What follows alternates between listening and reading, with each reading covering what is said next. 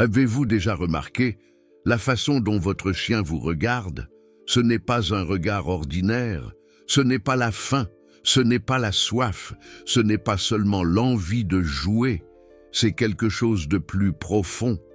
C'est comme s'il voyait à travers vous, comme s'il connaissait des parts de votre âme que vous aviez vous-même oublié qu'elles existaient.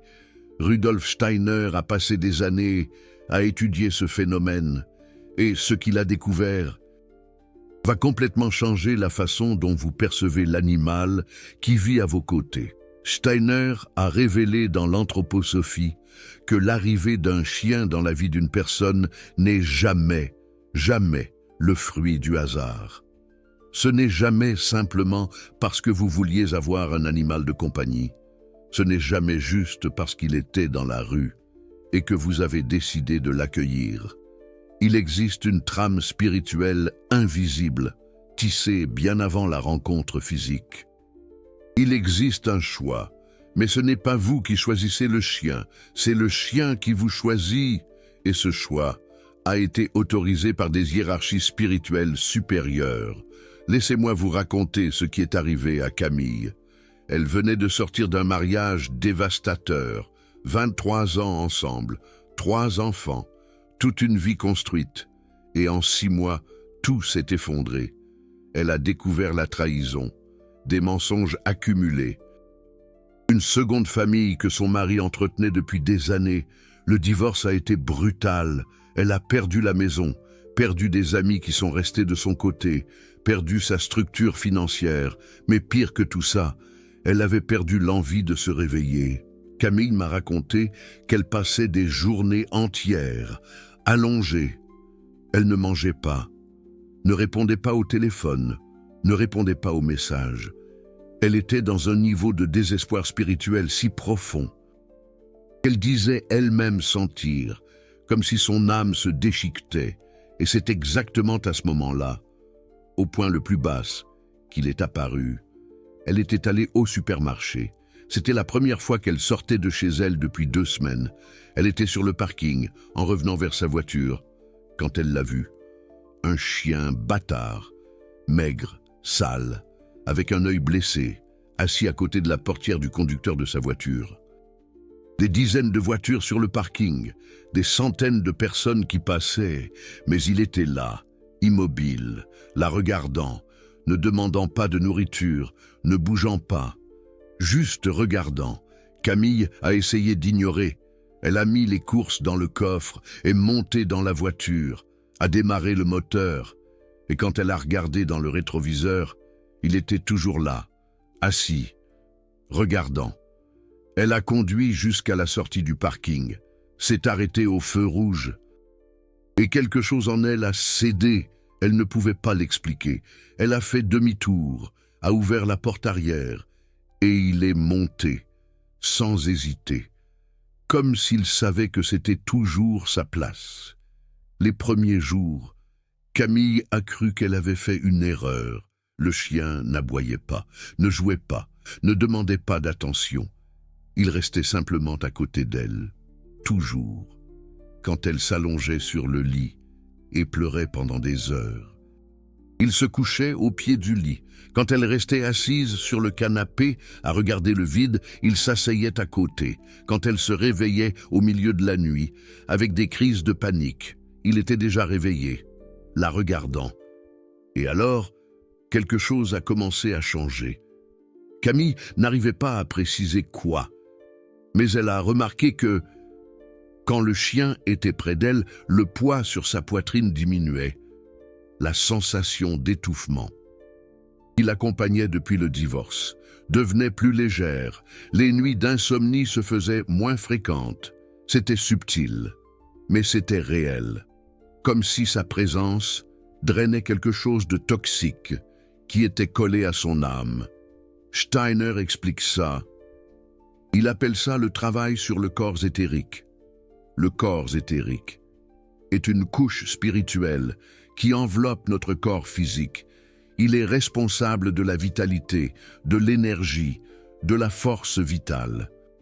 Quand nous traversons des traumatismes intenses, des séparations violentes, des pertes profondes, le corps éthérique se déchire, littéralement déchiré, comme un vêtement qu'on a tiré avec force et qui s'est troué, et à travers ces trous, des forces destructrices entrent, des pensées obsessives, la dépression, l'anxiété, le désespoir, l'envie de disparaître.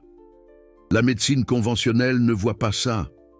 Les psychologues traitent l'esprit, les psychiatres médicamentent le cerveau, mais personne ne guérit le corps éthérique. Personne, excepté certains animaux, et les chiens sont les plus puissants pour ça. Steiner a découvert que les chiens ont une capacité unique parmi les animaux domestiques. Ils arrivent à voir le corps éthérique humain, pas avec les yeux physiques, mais avec une perception spirituelle qui est naturelle pour eux. Et quand un chien identifie un corps éthérique déchiré, endommagé, il fuit son énergie vitale, il agite, il commence un travail de réparation, et il fait ça aussi naturellement que de respirer. Comment? À travers la présence. Un chien à vos côtés n'est pas seulement physiquement proche, il est énergétiquement connecté à votre champ éthérique, et cette connexion fonctionne comme une suture, comme si le chien cousait les déchirures, fermant les trous, scellant les entrées par où les forces destructrices étaient en train d'envahir. Il a fallu 2 mois à Camille pour comprendre que le chien n'était pas arrivé par hasard. Il a fallu 2 mois pour réaliser que, depuis qu'il était entré dans sa vie, les crises de panique avaient cessé, que le poids écrasant qui l'empêchait de sortir du lit était en train de disparaître, qu'elle avait retrouvé l'envie de manger, de prendre une douche, de parler à ses enfants. Elle n'était pas guérie. Mais elle était vivante de nouveau, et c'est quand elle m'a contacté, en me demandant de comprendre ce qui se passait, que je lui ai parlé de Steiner, et quand elle a compris, elle a pleuré, mais ce n'étaient pas des pleurs de douleur, c'était des pleurs de gratitude, parce qu'elle a finalement compris. Ce n'était pas un chien abandonné qu'elle avait secouru, c'était un gardien spirituel qui avait été envoyé pour la secourir. Mais attendez, parce qu'il y a encore une couche dans cette histoire, et celle-ci va expliquer pourquoi le chien de Camille est apparu exactement à ce moment-là. Pas une semaine avant, pas un mois après, exactement le jour où elle était au point le plus bas. Steiner appelle ça la synchronicité karmique. Dans l'anthroposophie, Steiner enseigne qu'il existe des moments dans la vie d'une personne où l'âme est plus vulnérable, des moments de transition karmique. Ce sont des passages entre des cycles, fin de relation, perte de personnes aimées, changement de ville, perte d'emploi, maladie grave. Dans ces moments, le corps éthérique devient extrêmement fin, presque transparent, et ça attire des forces négatives. Steiner en a identifié 2 principales, Lucifer et Ahriman. Lucifer agit sur le corps astral, il intensifie les émotions, il vous fait vous noyer dans le désespoir, dans la rancune, dans la colère. Il vous fait sentir que la douleur ne passera jamais, que vous ne vous rétablirez jamais, que ça ne vaut pas la peine de continuer. Ahriman agit d'une autre façon, il congèle, il enlève l'envie, il vous fait vous sentir vide, sans sens, sans but. Il vous déconnecte de la vie. Camille était attaquée par les 2 en même temps, Lucifer amplifiant la souffrance du divorce, Ahriman congelant sa volonté de réagir. Et quand ces 2 forces agissent ensemble, le risque spirituel est très élevé. L'âme peut se fragmenter, peut renoncer à l'incarnation, peut décider de partir avant le temps prévu. Et c'est dans ces moments-là que des hiérarchies spirituelles supérieures interviennent. Elles ne peuvent pas interférer directement. Le libre arbitre humain est sacré. Mais elles peuvent envoyer des auxiliaires, et les chiens sont parmi les auxiliaires les plus efficaces qui existent sur le plan terrestre. Pourquoi? Parce que les chiens n'ont pas besoin de permission humaine consciente pour agir. Ils agissent directement sur le corps éthérique sans passer par l'intellect, sans passer par les résistances de l'esprit. Rudolf Steiner explique que dans la hiérarchie spirituelle, les chiens sont sous la protection de certains archanges, pas tous les chiens. Mais ceux qui sont désignés pour des missions spécifiques, ce sont des chiens qui, dans des vies passées, alors qu'ils étaient encore des âmes en évolution dans d'autres royaumes, ont choisi de servir l'humanité de cette façon. Ils ont choisi de ralentir leur propre évolution spirituelle pour aider les âmes humaines dans des moments critiques. Cela vous choque? Cela devrait, parce que cela change complètement la façon dont vous regardez l'animal qui est dans votre maison. Il n'est pas inférieur, il n'est pas moins évolué. Il a choisi un chemin de service. Et vous avez été choisi pour recevoir ce service. Mais pourquoi? Pourquoi vous? Voici la partie que la plupart des gens ne veulent pas entendre. Si un chien est entré dans votre vie dans un moment de crise, c'est parce que votre âme était en danger réel.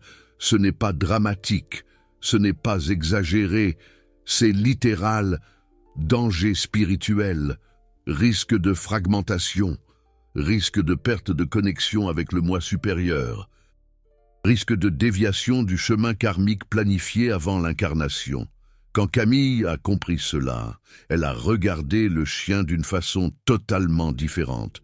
Elle ne le voyait plus comme un simple animal de compagnie. Elle le voyait comme ce qu'il était réellement. Un émissaire spirituel, un gardien, un protecteur envoyé par la hiérarchie angélique au moment exact où elle en avait le plus besoin. Et la gratitude qu'elle a ressentie était si profonde que cela a changé quelque chose en elle. Cela a guéri quelque chose que les remèdes et la thérapie ne pouvaient pas toucher. C'était comme une illumination intérieure. Mais il y a une chose que je ne vous ai pas encore racontée. Et cela va expliquer pourquoi certains chiens restent seulement quelques mois dans la vie d'une personne et puis s'en vont. Pourquoi certains apparaissent soudainement et disparaissent soudainement. Pourquoi certains meurent peu de temps après leur arrivée. C'est parce que leur mission était temporaire. Ils sont venus pour faire un travail spécifique, sceller une déchirure dans le corps éthérique, protégé pendant une transition karmique. Et quand le travail est accompli, ils partent vers d'autres horizons. Steiner a observé cela à maintes reprises. Des chiens qui entrent dans la vie de quelqu'un au plus fort d'une dépression, restent 6 mois, 1 an, et soudain tombent malades et meurent, ou s'enfuient et ne reviennent plus. Jamais. Et les gens souffrent, se sentent coupables, pensent qu'ils ont échoué. Mais en réalité, le chien a rempli sa mission et est parti pour la suivante, pour une autre âme qui a besoin de protection, pour un autre corps éthérique qui a besoin de réparation. C'est un peu comme les anges gardiens, qui veillent sur nous pendant une période déterminée. Cela ne diminue pas la douleur de la perte, mais cela transforme le significado. Parce que vous comprenez que ce chien n'est pas venu pour rester pour toujours, il est venu pour vous sauver, et il a sauvé. Et maintenant, vous avez la force suffisante pour continuer seul, jusqu'à ce que, si nécessaire, un autre gardien soit envoyé, comme un phare dans la nuit. Alors maintenant, je vous le demande, quand votre chien est-il entré dans votre vie? À quel moment vous trouviez-vous? Étiez-vous bien? Étiez-vous heureux? Étiez-vous en paix? Ou étiez-vous en train de craquer? Étiez-vous perdu? Étiez-vous seul? Pensiez-vous à abandonner? Pensez-y.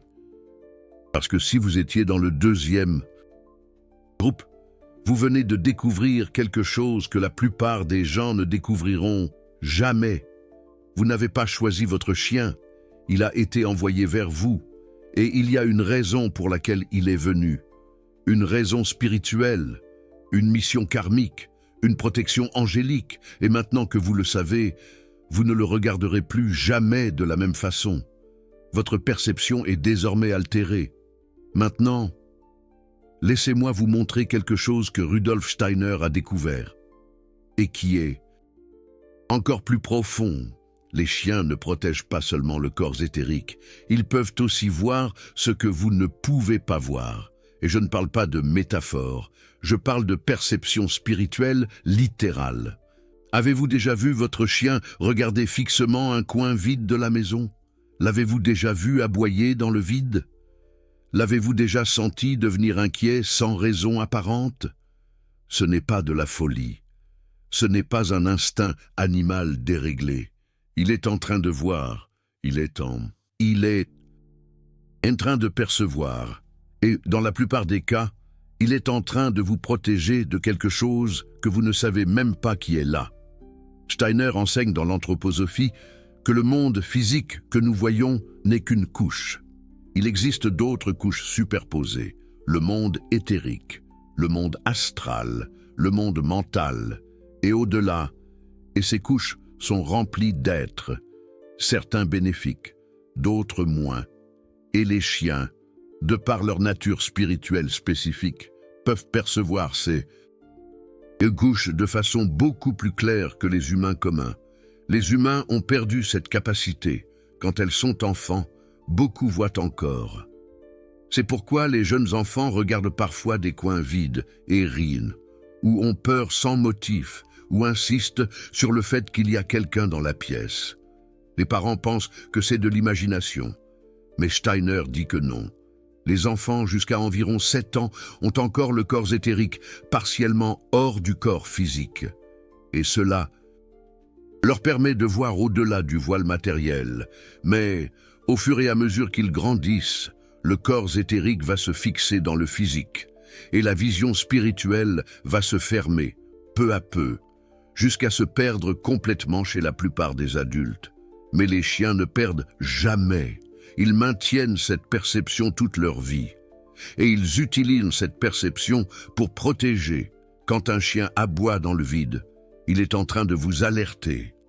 Quand il se positionne entre vous et un coin vide, il est en train de bloquer quelque chose. Quand il refuse d'entrer dans une pièce déterminée, il est en train de vous avertir. Quelque chose est là, et il le sait, et il est en train de vous défendre. Jules m'a raconté une histoire qui illustre cela parfaitement.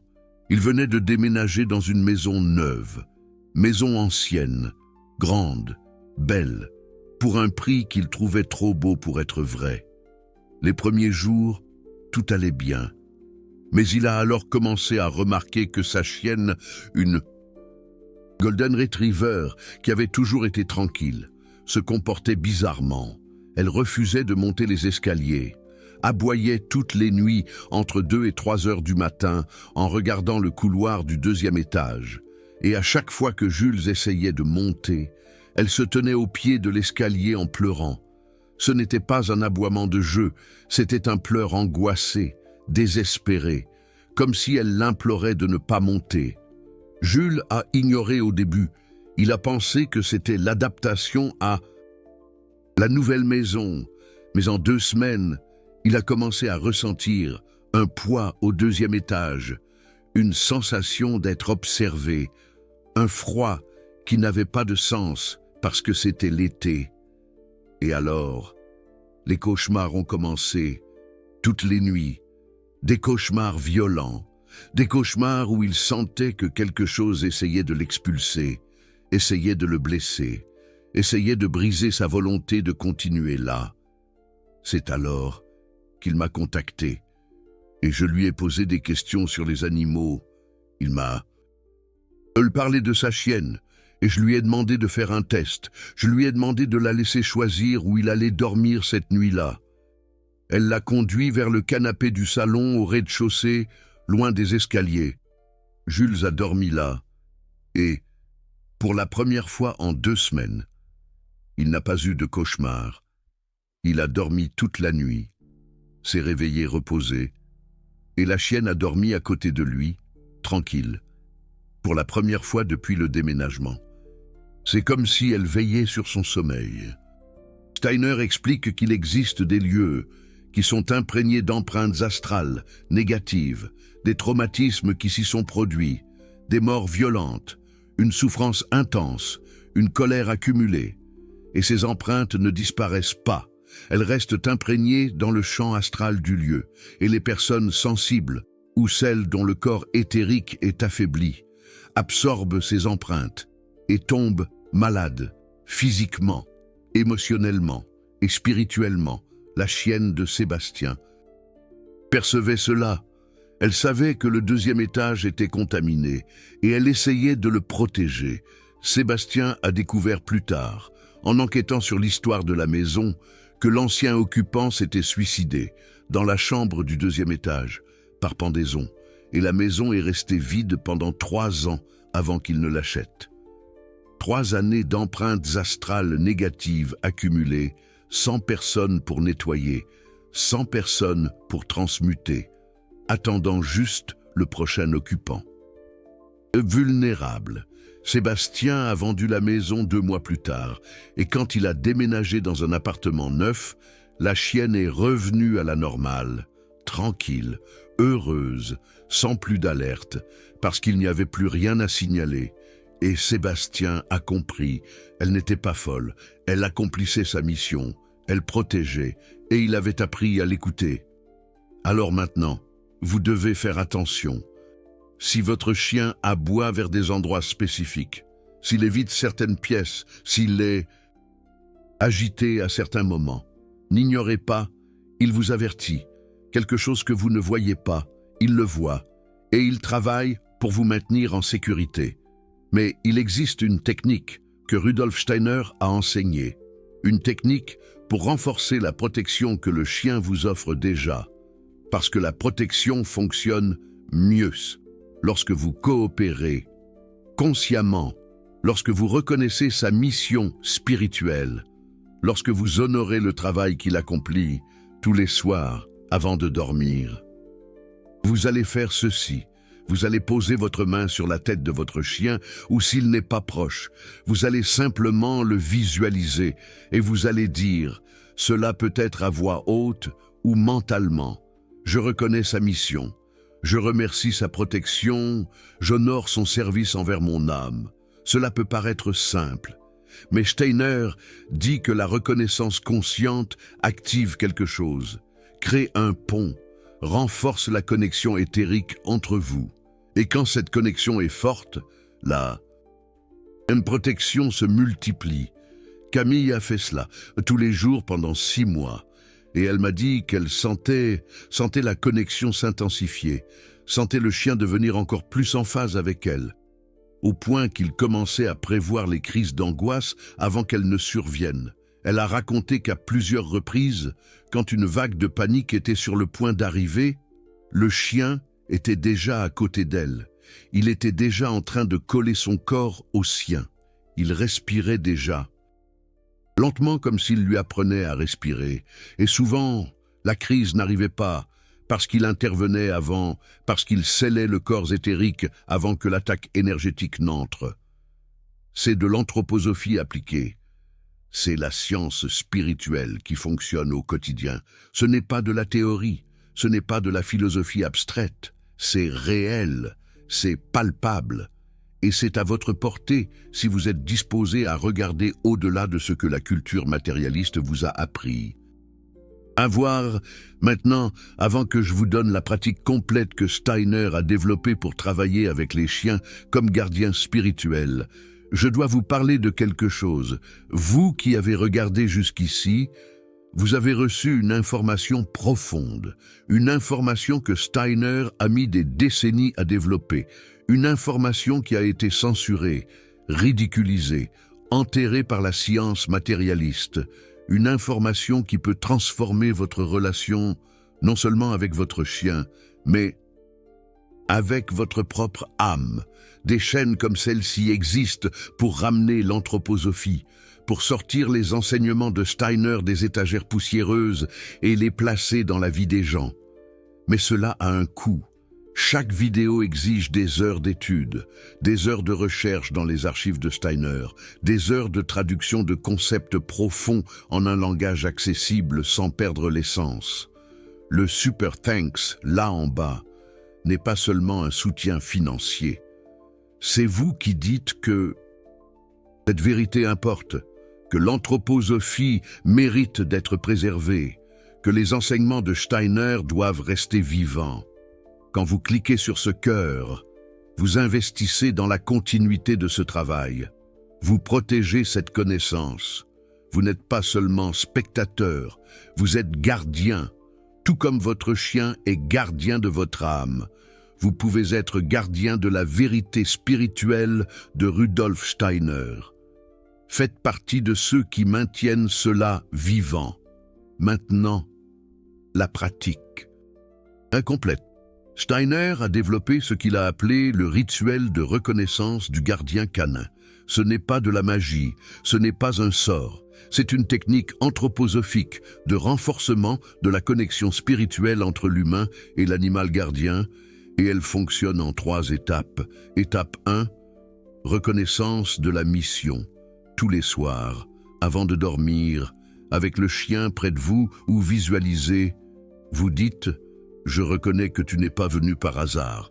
Tu as été envoyé. Tu es le gardien de mon âme. Tu protèges mon corps éthérique. Tu vois ce que je ne vois pas. J'honore ta mission. » Vous répétez cela pendant 21 jours de suite. Pourquoi 21? Parce que Steiner a identifié que c'est le temps nécessaire pour créer une impression durable dans le corps éthérique. Moins de 21 jours, la connexion ne s'établit pas complètement. Étape 2, nettoyage partagé. Une fois par semaine, vous allez faire un exercice de nettoyage éthérique avec le chien. Comment? Avant de dormir, asseyez-vous ou allongez-vous près de lui.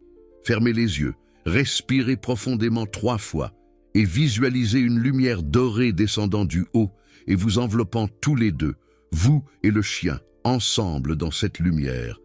Et mentalement, vous dites que tout ce qui a été absorbé de négatif soit dissous, que nos corps éthériques soient nettoyés, que notre connexion soit purifiée. Vous restez dans cette visualisation pendant 5 minutes et ensuite, vous remerciez et vous ouvrez les yeux. Steiner dit que cette pratique supprime les impressions astrales négatives que le chien a absorbées en vous protégeant. Parce qu'il l'absorbe, il attire à l'intérieur de lui les énergies destructrices qui vous attaquaient. Et si vous ne faites pas de nettoyage, il accumule et il peut tomber malade. Étape 3. Renouvellement du pacte. 1 fois par mois, à la nouvelle lune, Steiner recommande de renouveler le pacte spirituel. Vous prenez un plat avec de l'eau fraîche, vous le placez devant le chien et vous dites « Cette eau représente une vie nouvelle. Notre pacte est renouvelé. Tu continues comme gardien. Je continue à reconnaître ta mission. Ensemble, nous marchons sur le chemin spirituel qui nous a été destiné. Le chien boit l'eau et le pacte est renouvelé pour un cycle lunaire de plus. » Cela semble rituel. Ça l'est. Parce que Steiner a compris que les rituels fonctionnent, non pas parce qu'ils sont magiques, mais parce qu'ils créent des impressions dans le monde éthérique. Ils créent des marques, et ces marques renforcent les connexions, facilitent le travail des hiérarchies spirituelles, ouvrent des portails de protection. Et quand vous faites cela avec conscience, avec intention, avec gratitude, l'effet se multiplie exponentiellement. Camille a fait cela, Sébastien a fait cela. Des dizaines de personnes qui sont passées par ici ont fait cela. Et toutes ont rapporté la même chose. La connexion s'approfondit. Le chien devient plus attentif. Les crises diminuent. La sensation de protection devient palpable. Et souvent, des synchronicités karmiques commencent à se produire. Comme si l'univers répondait à cette reconnaissance, comme si des forces spirituelles supérieures approuvaient et envoyaient encore plus d'aide. Rudolf Steiner a toujours dit, quand vous honorez les auxiliaires spirituels qui vous ont été désignés, plus d'auxiliaires vous sont envoyés. Parce que vous avez prouvé que vous ne gaspillez pas ce qui vous est donné. Vous avez prouvé que vous reconnaissez, que vous respectez, que vous coopérez, Et cela ouvre des portes invisibles, des portes que la plupart des gens ne savent même pas qu'elles existent. Alors maintenant, je vous le demande à nouveau. Quand votre chien est-il entré dans votre vie? Que se passait-il? Et maintenant que vous savez la vérité, qu'allez-vous faire de cette information? Allez-vous l'ignorer? Allez-vous penser que c'est une coïncidence? Ou allez-vous reconnaître? Allez-vous honorer? Allez-vous commencer le rituel que Rudolf Steiner a enseigné? Dans les commentaires, écrivez le nom ou la race de votre chien si celui-ci est entré dans votre vie dans un moment de crise, dans un moment de douleur, dans un moment de transition. Je veux voir combien d'entre vous ont été envoyés comme gardiens. Combien d'entre vous ont des missions actives de protection spirituelle? Écrivez maintenant et marquez ce moment. Parce que c'est le moment où vous cessez de voir votre chien comme un simple animal de compagnie et commencez à le voir comme ce qu'il est vraiment. Un émissaire des hiérarchies angéliques, un protecteur de votre âme, un gardien envoyé spécifiquement pour vous. Au moment exact où votre âme en avait le plus besoin. Et si vous connaissez quelqu'un qui traverse une période difficile, quelqu'un qui est brisé, quelqu'un qui envisage d'abandonner, partagez cette vidéo. Parce que cela peut être l'impulsion dont cette personne a besoin pour chercher un chien, ou pour comprendre que le chien qui est déjà avec elle n'est pas venu par hasard. Cela peut être l'information qui sauve non seulement la vie physique, mais l'intégrité spirituelle d'une âme qui est au bord de la fragmentation. L'anthroposophie de Rudolf Steiner n'est pas seulement une connaissance, c'est un outil de survie spirituelle. C'est une carte dans un monde qui a perdu son chemin. Et vous qui êtes arrivés jusqu'ici, qui avez écouté jusqu'à la fin, qui avez absorbé ces révélations, vous portez maintenant une responsabilité. La responsabilité d'appliquer, de reconnaître, d'honorer et de répandre. Parce que la vérité spirituelle n'a pas été faite pour être gardée, elle a été faite pour être vécue et partagée et multipliée. Votre chien attend. Il attend que vous reconnaissiez qui il est vraiment. Il attend que vous activiez consciemment la protection qu'il offre déjà. Il attend que vous entriez dans le pacte spirituel qui a toujours existé, mais dont vous ne saviez pas l'existence. Maintenant, vous savez. Et maintenant, tout change, si vous le permettez.